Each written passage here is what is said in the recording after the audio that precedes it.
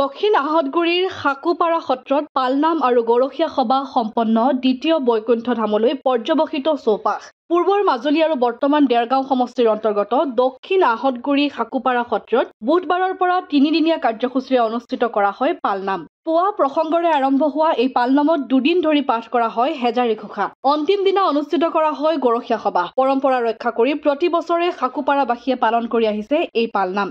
ব্ৰহ্মপুত্ৰৰ খহনীয়াত বিধ্বস্ত হৈ পৰা সত্ৰখনিৰ বাসিন্দাসকল বিভিন্ন স্থানত সিঁচৰতি হৈ পৰিল যদিও প্ৰতি বছৰে দূৰ দূৰণিৰ পৰা আহি একগোট হৈ পালন কৰে এই বাৰ্ষিক পালনাম আৰু গৰখীয়া সভা। নামঘৰলৈ সমাগম ঘটে দূৰ দূৰণিৰ ভকত বৈষ্ণৱৰ। ইয়াকে লৈ অঞ্চলটোত এক আধ্যাত্মিক পৰিৱেশে বিৰাজ কৰে। ভক্তিৰসেৰে মুখৰিত হৈ পৰে অঞ্চলটোৰ আকাশ বতাহ। দ্বিতীয় বৈকুণ্ঠপুৰীলৈ পৰ্যবসিত হৈ পৰে সমগ্ৰ অঞ্চল। প্ৰথম দিনা মানে আমি 3দিনীয়াভাৱে আমাৰ কাৰ্যসূচী আমাৰ লোৱা হয়। পৰম্পৰা অনুযায়ী আমাৰ 3 দিনেই পালন হয়। যোৱা বুধবাৰৰ পৰা আৰম্ভ হ'ল। যোৱা বুধবাৰৰ দিনা 10মান বজাত আমাৰ প্ৰসংগেৰে পালনাম ভাগ আৰম্ভ হ'ল আৰু আমাৰ পালনামৰ প্ৰধান বৈশিষ্ট্য হ'ল আমাৰ হাজাৰী ঘোষা পাঠ হয়। আপোনাৰ আমাৰ যেতিয়া প্ৰসংগৰ অন্তত পাঠলৈ গুচি যায়। সেই হাজাৰী ঘোষাৰ সিমানতে আৰম্ভ হোৱাৰ পাছত আকৌ সন্ধ্যা প্ৰসংগ হয়। সন্ধ্যা প্ৰসংগৰ পাছত আকৌ হাজাৰী ঘোষা পাঠ হৈ থাকে। 5 দিনা পুৱাৰ প্ৰসংগ হয়। হোৱাৰ পাছত ৰাতিপুৱা 9:30, 10টা বজাৰ ভিতৰত আমাৰ হাজাৰী ঘোষা ভাগৰ সমাপ্তি হয়।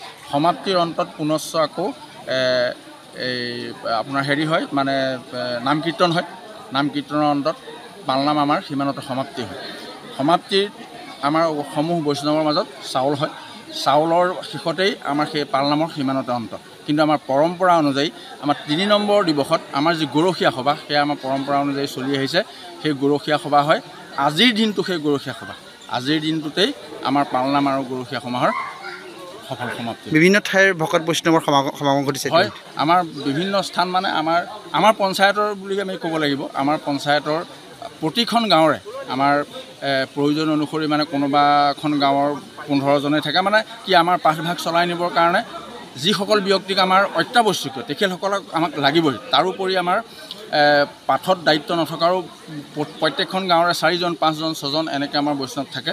তাৰোপৰি আমাৰ পঞ্চায়তৰ বাহিৰত এতিয়া আমি দেৰগাঁৱৰ সমীপত আছোঁ। গতিকে দেৰগাঁৱৰ সমীপৰ আমাৰ বিভিন্ন মানুহৰ লগত আমাৰ সমাগম আছে। তেখেতসকলৰ যোৰহাটৰ পাৰৰ পৰা থাকে। তাৰোপৰি আপোনালোকৰ প্ৰচাৰ মাধ্যমৰ মাজেদি কথা এটা কওঁ, আমাৰ যে হৰিগিৰিভাগ দেখিছে, এই গিৰিভাগ সম্পূৰ্ণ ৰাইজৰ নখৰ জোকাৰত হৈছে। গতিকে এই টিঙৰ তলত পালনাম আমাৰ এয়াই প্ৰথম। আমি ত্ৰিপালৰ তলত নাম পাতি আছিলোঁ। গতিকে এই বৰ্ষত আমি আমাৰ নামঘৰলৈ যি যেনেকৈ অকণমান অনুদান আগবঢ়াইছে প্ৰত্যেককে আমি ইয়াতে লগ পোৱাৰ ব্যৱস্থা এটা কৰিছোঁ। কোনোবা হয়তো আহিব পাৰিছে, কোনোবা নাই পৰা। কিন্তু আমি আশা ৰাখিছোঁ, ভগৱানৰ ওচৰত আমি প্ৰাৰ্থনা জনাইছোঁ, অহা বৰ্ষত আমি পূৰ্ণ পৰ্যায়ত সকলোৰে উপস্থিতিত আমি পাতিম বুলি ভাবি আছোঁ। এইবাৰ আমাৰ খৰধৰ হ'ল মানে আমি টিংপাত গিছলা লগোৱাৰ পাছত 4 দিন 5 দিনৰ ভিতৰত আমি নামভাগ অনুষ্ঠিত কৰিব লগা হৈছে। আচলতে সাকুপৰা সত্ৰ এখন কালসংহতি সত্ৰ। আউনীআটী হ'ল ব্ৰহ্মসংহতি সত্ৰ। এতিয়া আমাৰ সাকুপৰা সত্ৰখন এতিয়ালৈকে মানে পালনামৰ অনুষ্ঠানটো কিমান আগৰ পৰা আৰম্ভ হ'ল সেই সম্পৰ্কে হয়তো নথি পত্ৰই ক'ব, মোৰ মনত নাই। তথাপিও মই জনামতে এটা সময়ত কলেৰা হাইজাত যেতিয়া মহামাৰী হৈছিলে, গাঁও উচন হৈছিলে, তেতিয়া সাকুপৰা সত্ৰ ব্যক্তিগতভাৱে পালনাম আগ কৰিলে আৰু কালীয় দমন ভাওনা আগ কৰিলে। এই কালীয় দমন ভাওনাখন 3 বছৰ কৰি সেইখন বাদ দিলে। তাৰপিছত পালনামটো ৰৈ গ'ল। আমাৰ বাৰ্ষিক সেৱা হিচাপে পালনাম আপোনাৰ প্ৰথম দিনা আৰম্ভ হয়, 3দিনীয়া কাৰ্যসূচী হয়। প্ৰথম দিনা পালনাম আৰম্ভ হয়, দ্বিতীয় দিনা চাউল হয় আৰু তৃতীয় দিনা গৰখীয়া সভা বা বৰসভা হিচাপে উদযাপিত হয়। এই পাৰ্থক্যটো কি থাকে আচলতে? পাৰ্থক্য মানে আমাৰ পালনাম যিহেতু ব্ৰহ্মসংগতি যি পালনাম, সেই পালনাম ডাকে অনাক্ষৰী ঘোষাৰে পালনাম ডকা হয়। সাকুপৰা সত্ৰত মহাপুৰুষ মাধৱদেৱৰ যি হাজাৰী ঘোষা, সেই হাজাৰী ঘোষা 1000 একোট দোহাৰি পেলাই 2000 দুকোটকৈ 4 কোট হয়। গতিকে সেয়ে পাৰ্থক্য। ইয়াত আমাৰ ছাইডৰ পৰা হয়, নাম পাঠ ছাইডৰ পৰা হয়। ব্ৰহ্মসংগতি হ'ল আউনীআটীৰ মাজত বহি নাম গায়। যিহেতু আমাৰ আগৰ পৰা পৰম্পৰা চলি আহিছে যে আমাৰ নাম আৰু পাঠ সদায় ছাইডৰ পৰা হয়। সাকুপৰা সত্ৰখন এতিয়া আমি জনাত ব্ৰহ্মপুত্ৰৰ খহনীয়াই বিধ্বস্ত কৰালে। এতিয়া ইয়াৰ যিখিনি বাসিন্দা বিভিন্ন জেগাত তেওঁলোকে সংস্থাপন লৈছেগৈ। এই ক্ষেত্ৰত আপুনি সত্ৰৰ আচলতে চাওক, আপুনি কি ক'ব বিচাৰিছে মই গম পাইছোঁ। সত্ৰাধিকাৰ সম্পৰ্কে ক'বলৈ বিচাৰিছে। বৰ্তমান সাকুপৰা সত্ৰাধিকাৰ যেতিয়া প্ৰয়াত হ'ল সন্মানিত বসুদেৱ গোস্বামী, তাৰপিছত আচলতে স্বীকৃতি মানে ভকতৰ স্বীকৃতিৰে সত্ৰাধিকাৰৰ নিৰ্মালী পাত্ৰ এতিয়ালৈকে সত্ৰাধিকাৰ হোৱা নাই।